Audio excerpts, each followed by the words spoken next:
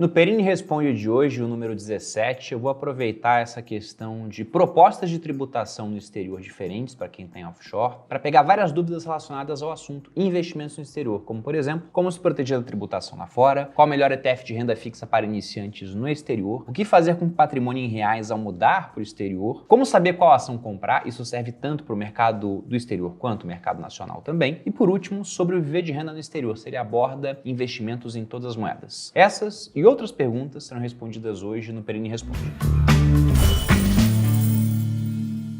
E aí pessoal do Você Mais Rico, aqui quem fala é Bruno Perini, criador do canal, e antes de começar a responder as dúvidas que eu peguei lá do Instagram, muito relacionadas a investimentos internacionais, vou lembrá-los que no dia 9 de outubro nós abriremos a segunda turma do Viver de Renda no Exterior, um curso que é ministrado pelo Fábio Fares, ele é analista com 25 anos de experiência, trabalhou em várias das maiores empresas daqui do Brasil e também algumas internacionais, mora hoje nos Estados Unidos, é monitor do Viver de Renda já há quase 10 turmas e lançamos no começo do ano o Viver de Renda no exterior, focado no brasileiro, que não é mais residente fiscal aqui no país e quer aprender a investir entendendo como funcionam os impostos para o caso dele. Foi um sucesso, NPS da primeira turma de 91 e agora iremos para a segunda turma. Para quem quiser mais informações, saber o que você vai aprender no curso, há o link aqui na descrição onde você pode se cadastrar. Iniciando agora, pegando a primeira pergunta do Felipe, onde ele manda: como se proteger da taxação sobre ganhos do exterior acima de R$6.000? Primeiro ponto, Felipe, é que não há taxação alguma sobre ganhos do exterior acima de R$6.000 hoje. Inclusive, atualmente você pode vender até R$35.000 por mês. Veja bem, reais, se fosse dólar era para soltar fogos de alegria, sem pagar imposto. E isso tanto em ações, quanto em ETFs, quanto em REITs. Então uma regra diferente da que temos aqui nacionalmente, que coloca lá 20 mil em ações, por exemplo, mas fundo imobiliário e ETF você é tributado. Lá fora é diferente. E nós tivemos uma proposta para alterar isso, foi a MP 1171, aquela que acabou não dando em nada, e agora temos um projeto de lei que visa alterar a tributação no exterior, mas não para pessoas físicas, mas sim para aqueles que investem via offshore, ou seja, o pessoal que abre uma empresa fora para fazer esse tipo de investimento. Então, se você investe como pessoa física, você não vai ser tributado caso tenha mais de R$6.000 de lucro. Na verdade, esses R$6.000 seriam no ano, né? Hoje você pode vender até 35 mil no mês. Então, veja que é uma situação muito melhor do que aquela que foi anteriormente proposta e agora, por enquanto pelo menos, eles só querem mudar para offshore. Lembrando que agora é mais difícil isso acontecer, né? Quando é medida provisória é mais fácil ser aprovado, por ato de lei é um pouco mais complexo. E para quem quiser mais informações, eu gravei um vídeo específico sobre isso que eu vou deixar aqui, vai ter um card aparecendo. Pergunta 2 do Maxwell: qual a melhor opção de título do público americano para quem quer começar com pouco capital? Bom, com pouco capital ou com muito, você vai ter as mesmas opções de ETF para você investir, porque ao invés de ficar pegando o título individualmente, né, porque lá fora você tem aquilo que nós temos aqui, o nosso Tesouro Direto foi inspirado no Treasury Direct dos americanos, você poderia comprar títulos públicos também. Só que assim como o Tesouro, que só permite que você faça isso sendo cidadão local, tendo um CPF, né? Lá fora, você estrangeiro também não consegue comprar esse título público diretamente. Não por esse programa do governo. De modo que a melhor maneira de comprar títulos públicos, ou renda fixa de maneira geral, na minha opinião, é via ETFs. E você tem vários, vai ter ETF que vai ter só a dívida pública americana soberana, ou seja, do governo, de curto prazo, médio prazo, longo prazo, misturando carteiras. Você vai ter ETF que vai comprar a dívida de empresas. Eu gosto muito desses, mas geralmente tem um pouco mais de risco, um pouco mais de oscilação. E aí pensando que você é iniciante, que provavelmente ainda entende que renda fixa é fixa, simplesmente uma linha ascendente com pouca variação, mais ou menos como o Tesouro Selic que temos aqui no Brasil, e que qualquer tipo de oscilação, que já vai ser comum, porque lá você vai ter oscilação cambial, então se você ficar olhando o resultado em reais, vai estar sempre diferente, porque o dólar em relação ao real está variando. E embora a tendência de longo prazo seja, na minha visão, de dólar se valorizando contra o real, já que eles crescem mais com menos inflação, no curto prazo o oposto pode acontecer, de modo que pensando no seu caso, a primeira coisa que eu diria, estude para deixar de ser iniciante. E a segunda é falar de um ETF que, na minha opinião, é bem conservador. Na verdade, vou colocar 3 aqui, que eles são bem conservadores, e um deles atualmente, inclusive, eu tenho em carteira. O primeiro deles é o TFLO. Esse ETF ele vai ser o mais próximo que nós temos lá fora daquilo que nós fazemos aqui no Brasil com o Tesouro Selic, porque ele vai pagar para você, ao longo do tempo, a Fed Funds Rate, ou seja, aquela taxa básica da economia americana que é definida nas reuniões do FONC, que é o Comitê de Política Monetária lá nos Estados Unidos. Sendo que vale pontuar que lá fora nós temos uma diferença para os ETFs locais. Aqui no Brasil, os ETFs, eles não pagam dividendos. Na verdade, agora já podem pagar, mas é mais fácil lançarem um novo que vai pagar dividendos do que mudar a maneira como funcionam os antigos. Ou seja, aqui nós temos essa opção, ETFs que não pagam e ETFs que irão pagar. Lá fora, os ETFs pagam dividendos. Então, se você for olhar o gráfico do preço do TFLO, você vai se surpreender, porque você vai ver, nossa, ele falou que é tipo um Tesouro Selic, mas tem uns dentes de vez em quando, né? O que é aquilo? É simplesmente o pagamento de dividendo que sai do preço do ETF, da mesma forma que acontece quando uma ação paga dividendos. Aquilo sai do preço da ação. E se você não sabia disso, bom, você tem que estudar novamente as ações, porque isso é o básico do básico, tá, gente? E aí, continuando, o TFLO é esse que vai te dar Fed Funds Rate. Você pode pegar um chamado BIL também, BIL, que vai trabalhar com títulos públicos americanos, ou seja, do Tesouro Americano, nível mais alto de segurança que existe. Nada é tão seguro quanto emprestar dinheiro para o dono da máquina de imprimir dólares. E nesse caso, são títulos pré-fixados com prazos que variam entre 1 e 3 meses. Ou seja, por mais que eles sejam pré-fixados, geralmente você não vai ter um susto de inflação porque está num período muito curto e até por conta desse período muito curto também ele não vai sofrer tanto com marcação a mercado, que é o que acontece em títulos pré-fixados. E o último é o SHV. O último de 3 que eu estou sugerindo, porque lá fora você tem milhares de ETFs, que vai trabalhar com títulos públicos pré-fixados de curto prazo, mas nesse caso variando, chegando a um prazo máximo de até 1 ano. Ou seja, já há um pouco mais de oscilação no preço do título, porque vamos lembrar que na marcação a mercado, sempre que a taxa do título aumenta, e ao longo do último ano ela tem aumentado por conta das constantes reuniões com aumento de juros nos Estados Unidos, o que acontece com o preço do título é que ele cai. Só que como esses títulos têm um prazo curto, geralmente eles sofrem muito menos com marcação a mercado em comparação a títulos mais longos, aqueles que vão vencer em 10 anos ou em 20, 30 anos, por exemplo. Esses sofrem bastante com essa dinâmica. Pergunta 3 aqui do Tenório, de mudança para os Estados Unidos, todo meu patrimônio em bolsa brasileira, o que fazer? Bom, Tenório, se essa mudança ela não foi repentina, então você fez um planejamento patrimonial um pouco errado, né? Porque se você sabia que ia mudar para os Estados Unidos em um certo prazo, ter todo o seu patrimônio em bolsa é meio problemático, porque o interessante seria levar boa parte desse patrimônio com você, se, por exemplo, você pretende ficar lá durante bastante tempo ou até a vida inteira. Se não é isso, é só uma mudança, porque vai fazer um intercâmbio, 1 ano, 2 anos, aí eu já mudo um pouco meu discurso. Agora, se não é, se é algo de caráter mais perene, né, talvez até definitivo, então você deveria ter se planejado para poder ter esse patrimônio líquido em mãos para poder investir lá fora. Ou até melhor, já devia estar investindo lá fora desde que teve o plano de se mudar, porque afinal de contas, se mudando você vai passar a ter despesas em dólar, diretamente. Porque aqui no Brasil você tem despesas indiretas em dólar, já que o preço das commodities está em dólar. Mas lá vai ser direto, moradia, alimentação, impostos, tudo você vai pagar em dólar. Você vai dar um jeito de arranjar uma renda em dólar. E seria muito interessante que você já tivesse algum patrimônio acumulado para poder correr atrás dessa renda e pagar as suas despesas com mais tranquilidade, porque ele está em moeda forte e não na nossa moeda, que até pode se apreciar contra o dólar em alguns períodos, mas que tem uma tendência de longo prazo deletéria. Se a gente volta lá para 94, era 1:1. Depois, em 98, 2:1. Depois, 3, 4, 5. Chegamos próximos de 6 durante a época da pandemia e vai saber onde estará o dólar em relação ao real daqui a 4 anos. Acho que há muita discussão de como é que vai ser a relação entre as moedas no curto prazo, mas quanto mais alongamos o prazo, mais gente pensa que, olha, o dólar deve estar acima do real por conta de diferenciais de crescimento e de inflação. Para falar o mínimo aqui em termos de diferencial. E aí vem o problema, né? Se o seu patrimônio está em bolsa, quando que você colocou esse patrimônio em bolsa, o grosso dele? Porque você pode estar com um prejuízo grande. Ou seja, esse patrimônio era grande, ele ficou menor e agora se você vender, você leva menos dinheiro lá para fora. Um segundo ponto é que eu não vejo esse como um bom momento para vender Bolsa Brasil, porque em várias métricas a gente está muito barato. Os juros subiram, preços ativos de risco ele é puxado para baixo. Se a gente pega lá o PL da Bolsa agora, né, o preço por lucro, estamos mais baratos do que no pior momento da pandemia, do que no pior momento da crise do governo Dilma, do que o pior momento da crise de 2008. Então você vai ter comprado Bolsa no momento de preços mais altos para estar vendendo Bolsa no momento de preços extremamente baixos. E se você for sair para comprar, por exemplo, Bolsa lá fora a Bolsa está bem mais cara que a Bolsa Nacional. Tudo bem que sempre haverá um diferencial de qualidade das empresas, né? Você pega só a Apple, ela sozinha é muito maior do que o nosso mercado. Mas mesmo assim, você está vendendo uma bolsa barata, com um gatilho de valorização, que é a queda dos juros começando aqui agora, para comprar uma bolsa cara, com um ciclo de juros ainda acontecendo, sendo que nessa bolsa cara você tem algumas poucas empresas que são extremamente responsáveis pelo bom resultado do mercado nesse ano. E sempre que você tem um sistema assim, onde alguns poucos itens são responsáveis por todo o resultado, basicamente, em termos de melhora, esse é um sistema que ele vai ficando frágil, né? Se você pensa na figura de um sistema descentralizado, com vários pontos assim, todos interconectados, interconectado, se algo acontece com um ponto, ele é minúsculo num sistema inteiro. Já num sistema muito centralizado, onde todo mundo se liga num único ponto, se algo acontece com esse ponto central, o sistema ele vai à ruína. Então a gente pode entender que se a gente pega, por exemplo, retorno das 100 empresas que compõem o Nasdaq, 50% dele está vindo de 6 empresas. Veja o quão centralizado está isso. No S&P, com 500 empresas, né, você vai ter essas mesmas 6 empresas sendo, sei lá, 30% do índice. Tudo bem que eu não consigo pensar em por que uma Apple cairia 10% de maneira rápida, nem, por exemplo, uma Alphabet. A Amazon já dá para pensar um pouco mais porque o preço é bem mais esticado, né? Tá mais envolvida com varejo. Só que mesmo assim, se uma Amazon cai 10% em coisa de poucos dias, garanto que muita gente vai entrar comprando, porque é uma empresa que tem muita qualidade, muitos diferenciais competitivos. Tanto que eu não abro mão de investir lá fora, inclusive nesse momento onde eu enxergo que o preço de várias empresas está mais alto. Só que a maior parte dos meus aportes nesse momento tem sido no mercado nacional. Então o que eu diria para quem tem esse problema, né, quero me mudar e meu patrimônio está aqui, planeje-se para de tempos em tempos ir mandando o seu patrimônio lá para fora. Para você, Tenório, o que eu diria é, bom, vá transformando parte desse patrimônio em dólar, não faça isso de uma vez, até porque você pode transformar agora de uma vez, o preço do dólar cai mais, enquanto a bolsa, por exemplo, sobe mais. Então vá fazendo isso de maneira gradativa para evitar pegar um período de dólar muito alto, de bolsa muito baixa, e dê prioridade agora para você ter a maior parte do seu dinheiro no país onde você terá moradia. Principalmente porque é um país com moeda forte, né? Se fosse um outro país, vamos mudar para a Argentina. Eu consideraria deixar boa parte do patrimônio no Brasil, nos Estados Unidos ainda, enquanto você deixa lá principalmente o dinheiro que você vai gastar. Pergunta 4, aqui do Flávio Fagundes. Com esta lateralização do Bitcoin, você acredita que ainda este ano chega a 50 mil dólares? Olha, Flávio, eu não tenho a mínima ideia de qual vai ser o preço que vai bater esse ano. Também não quero ficar prevendo o timing de mudança de preço de criptomoeda. Quanto a essa lateralização que você falou, ela é muito curta. Então, basicamente, temos 2 semanas de preços levemente lateralizados, embora tenha tido aí uma forte subida seguida de uma forte queda no período. Então, tivemos períodos muito maiores de lateralização de fato, com muita diminuição de volatilidade. E eu lembro o seguinte, toda vez que um ativo ele começa a ficar lateralizado, ou seja, os preços mudando em faixas cada vez mais estreitas durante muito tempo, esses períodos de pouca oscilação, eles costumam preceder períodos de mais forte oscilação. E aí pode ser para cima ou para baixo. Agora, por conta do que deve vir ano que vem, eu acho que se a gente entrar num período de lateralização até o final do ano, quando explodir, esse negócio tem que ser para cima. E por que eu digo isso? Porque no ano que vem nós teremos o halving, colocando o contador aqui na tela. Vejam que no momento que eu gravo esse vídeo, faltam basicamente 223 dias para que nós cheguemos ao halving do Bitcoin, ou seja, a diminuição da recompensa dos mineradores pela metade. O que está previsto aqui para o dia 16 de abril. E aí pense nesses mineradores que trabalham em negócios intensivos em capital, que tem que comprar hardware, pagar uma conta de energia cara, e que agora verão sua recompensa reduzida dos 6,25 Bitcoins que ele ganha por bloco minerado para 3,125. Então o cara resolve o mesmo problema e a recompensa vem pela metade. Tem muita gente que talvez não consiga ficar no negócio, a não ser que o preço do Bitcoin comece a subir. Então isso pressiona bastante essa indústria. Por mais que a gente tenha uma oferta de Bitcoins muito grande no mercado, dos 21, né, 19 milhões terão disponíveis, só que nisso você já tira uns 5 milhões perdidos, isso mexe bastante com esse pessoal. E além do que, no ano que vem, o que nós devemos ver é aquilo que já está acontecendo aqui no Brasil. Nós somos o primeiro país a aumentar juros e somos um dos primeiros a começar a diminuir. Então, vários outros países que começaram um ciclo de aperto monetário atrasados, por exemplo, os Estados Unidos, no ano que vem já devem começar a reduzir juros. Lembrando que o mercado reage sempre de maneira antecipada. Então, essa combinação de halving chegando, que além de um efeito prático para mineradores, também traz um efeito psicológico para vários investidores e de queda dos juros, tende a impulsionar os preços para cima. Agora, se isso vai começar a acontecer agora, em janeiro, fevereiro, abril, simplesmente eu não sei. Eu, pro longo prazo, sou otimista com Bitcoin, mas eu lembro sempre que esse negócio é muito novo e que não é porque eu não enxergo uma maneira, pode ser que ele deixe de existir no futuro. Poxa, Bruno, como? Não sei. A primeira pergunta que eu fiz pro ChatGPT, por exemplo, foi essa, né? Você seria capaz de quebrar a criptografia do Bitcoin? E ele falou que não, né? Curva elíptica, muito difícil, bababá. Mas com inteligência artificial evoluindo do jeito que tá, vai saber como é que vai ser no futuro a questão da criptografia. De maneira que, como eu não sei o futuro, né? Porque se eu soubesse, ou teria tudo em Bitcoin ou nada. Simplesmente seria isso. Então, o que eu faço? Eu tenho uma parte e tendo a aumentar a minha posição em momentos que eu julgo mais interessantes quando eu olho no ciclo. E esse não é o melhor momento para isso. Já tivemos momentos melhores, mas não posso falar que é um momento ruim. Tanto que há poucos dias eu estava comprando. E tendo mais espaço no portfólio, com preços no patamar que estão, voltaria a comprar.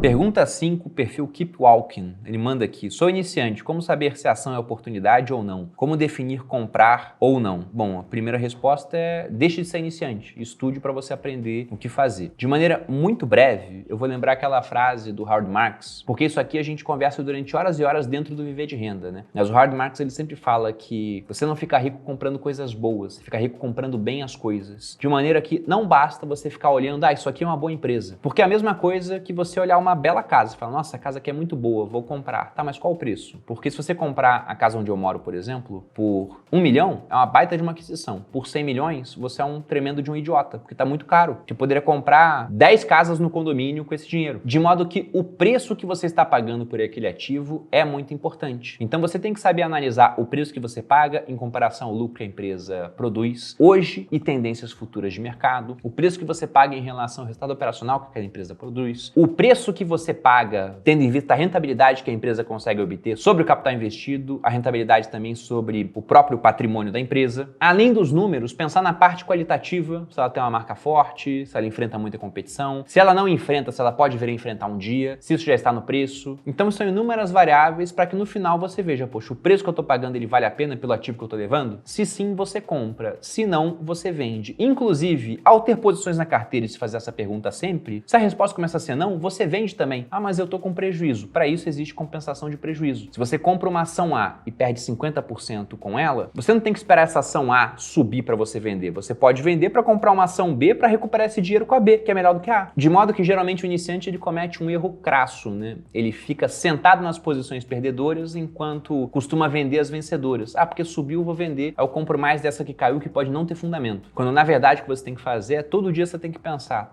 se eu não tivesse ação nenhuma, eu compraria essas que estão na minha carteira? Se a resposta for não, então é para você vender. Inclusive, decidir quando vender costuma ser bem mais difícil do que quando comprar. E é uma resposta tão importante quanto essa que eu introduzi aqui para você. E para ter um cheiro daquilo que eu ensino lá no Viver de Renda, vamos lembrar que tem o quadro Viver de Ações aqui no canal, onde eu estou montando uma carteira do zero, se eu não me engano já estou fazendo isso há 14 meses, onde eu explico um pouco do racional de maneira simplificada. Para quem quiser mais informações, faça o Viver de Renda. Pergunta 6. Bruno, o Viver de Renda no exterior é sobre todas as moedas ou está direcionada ao dólar? Evidentemente, todas as moedas é muita coisa, então não tem todas as moedas. O que acontece é que na hora de investir no exterior, geralmente você vai procurar países de moeda forte. Então, quando falamos em investimento, falamos principalmente em você investir usando o dólar ou utilizando o euro, porque para muitas pessoas pode ser mais interessante investir utilizando a Irlanda, com os ETFs irlandeses de acumulação, já que o ETF americano ele vai pagar dividendo e lá você tem tributação de 30% na fonte, sendo que o ETF irlandês é um ETF Total Return, ou seja, quando ele paga dividendo, cai no ETF, ele pega isso e compra novas cotas, de maneira que o retorno do ETF irlandês tende a ser maior no longo prazo do que o retorno do ETF americano. Mas eu quero viver da renda do ETF. Aí você vai preferir o americano. Mas são escolhas que serão feitas, né? Depende de onde é a sua residência fiscal principalmente. E essa, na minha visão, é a principal diferença do Viver de Renda no exterior para outros cursos que vão te ensinar a investir no exterior também. Porque o Viver de Renda, o tradicional que está na turma 22, te ensina a investir lá fora via mercado americano diretamente. Mas sempre que eu falo de investimento lá fora no Viver de Renda, eu explico a parte de tributação para o residente fiscal do Brasil. Ou seja, para você que paga impostos aqui no nosso país. Agora, se você é brasileiro e está morando na Itália, você vai pagar imposto na Itália. Se você é brasileiro e mora na Espanha, você vai pagar imposto na Espanha. Se você fica sem vir aqui ao país durante 1 ano, você já deu saída definitiva aqui. Já está feito. Embora você não tenha mandado nada para a Receita, é o que acontece. De maneira que você não está pagando mais imposto aqui. Para investir aqui vai ser uma treta. Você vai ter que ter conta do domiciliado no exterior, que é uma estrutura cara, não permite várias opções. Então é melhor investir lá por fora. E nisso você vai investir em moeda forte. Aí, poxa, Bruno, mas eu moro na Austrália, como é que eu vou aprender a parte de imposto? Tá ensinado no curso. Mas eu moro em Angola, como é que eu vou aprender? Tá ensinado no curso. Eu moro em Portugal, como é que eu vou aprender? Tá ensinado no curso. Moro nos Estados Unidos, é o país onde tivemos mais alunos, tá ensinado no curso. Ao todo, foram pegos casos de tributação de 25 países diferentes, que eram os 25 países dos alunos que fizeram parte da turma. Se entrar um 26º país, por exemplo, o Fábio ele vai correr atrás do caso de tributação daquele país para que você possa entender como é a parte de imposto. De maneira que aquilo que afasta vários investidores do mercado vai estar resolvido. E quando eu digo que afasta, eu tenho certeza que você ou se identifica ou conhece alguém que vai se identificar com essa história. Aqui no Brasil, por exemplo, até muito recentemente, acabou de mudar essa regra, se você comprasse uma única ação, um único ativo em bolsa de valores, só comprasse, não tinha nem que vender, você já era obrigado a no ano seguinte declarar imposto de renda. Então se o pessoal começava a estudar bolsa lá por outubro, novembro, muitas vezes o cara falava, não, eu vou esperar virar o ano para começar a investir, porque eu fico mais um ano sem declarar imposto de renda. Sendo que declarar é diferente de pagar. Declarar é só você ter que preencher uma declaração. O que é chato, trabalhoso para quem tem muito patrimônio, patrimônio faz muita coisa, mas para boa parte dos brasileiros é um negócio chato que é rápido de ser feito. E mesmo assim o pessoal evitava começar a investir por conta do medo da declaração, não era nem questão de tributação. E lá fora a mesma coisa acontece. Então tem muita gente que está perdendo dinheiro em um mundo que tinha uma inflação bem baixa, mas agora tem que ter uma inflação mais alta, até por contexto geopolítico. Todo mundo comprava as coisas da China, que chegavam no país atravessando o Atlântico Pacífico por um preço menor que se fosse feito lá mesmo. E agora o pessoal quer tirar as cadeias lá do Sudeste Asiático para colocar mais perto por conta de motivo geopolítico. E ninguém comprava da China porque adorava o Xi Jinping, achava que ele tinha um belo sorriso, porque era mais barato. E agora, produzindo mais próximo, vai ficar mais caro, porque o custo da mão de obra é mais caro. Com isso, a inflação vai ser mais alta. E o reflexo disso é que nós temos um mundo novamente com juros positivos, porque vivemos praticamente uma década com inflação acima dos juros. Juros zero, inflação de uns 2% na média. Agora a inflação tá uns 4% por aí, né? E você tem Estados Unidos com juros de 5,5%, Reino Unido com juros acima de 4%, zona do euro mesma coisa, Brasil com juros de 13%. Então uma nova era, onde vale muito a pena você aprender a investir, porque as penalidades para quem não sabe ficam mais pesadas e os ganhos para quem sabe ficam maiores. E para acabar aqui, algo que não é uma pergunta, é um agradecimento, mas ela dá um ponto interessante, que é do Jai SP Duarte. Ele fala o seguinte: 6K de volta na restituição. Obrigado. Eu que agradeço a confiança. E como é que ele conseguiu esses 6 mil reais de volta na restituição do imposto de renda? Muito provavelmente ele está me agradecendo porque ele fez uma previdência PGBL. Provavelmente ele tem uma renda como pessoa física que coloca ele na faixa mais alta na tabela de imposto de renda para pessoa física, uma tributação de 27,5%. E aí se ele tinha uma remuneração anual de 100 mil reais, esses 100 mil cairiam nessa alíquota, há aquele redutor da alíquota, né? Mas quanto maior a remuneração, menos diferença ele faz. E aí ao fazer um PGBL, ele pode pegar até 12% desses 100 mil que ele ganha no ano, a renda tributável dele, investir aquilo num PGBL e diminuir a base tributável, porque agora a alíquota de imposto não bate mais nos 100 mil, vai bater em 88 mil, porque ele investiu 12 num PGBL, sendo que se ele fez isso na nossa previdência, na Arca Grão Multimercado, imaginando que esse dinheiro entrou no último dia do ano, porque tinha que ter entrado até 31 de dezembro, então temos a performance desse ano, que no momento que eu gravo esse vídeo, está em 123,56% do CDI. Ou seja, ele pagou menos imposto, por isso ele ganhou essa restituição de 6 mil reais, ele investiu esses 12 mil reais aqui, nessa conta fictícia que eu fiz, em algo que está subindo mais de 120% do CDI, e esse imposto que ele deixou de pagar hoje, ele só irá pagar no futuro, quando ele for usar esses recursos. Aí ele paga imposto não apenas sobre o rendimento, mas sobre todo o dinheiro que ele investiu. Só que ele deixa de pagar imposto muito alto, 27,5%, para pagar um imposto baixo no futuro, sendo que o dinheiro vai ter trabalhado para ele durante 10, 20, 30 anos. E quando for pagar, na tabela regressiva, pode chegar ao mínimo de 10%.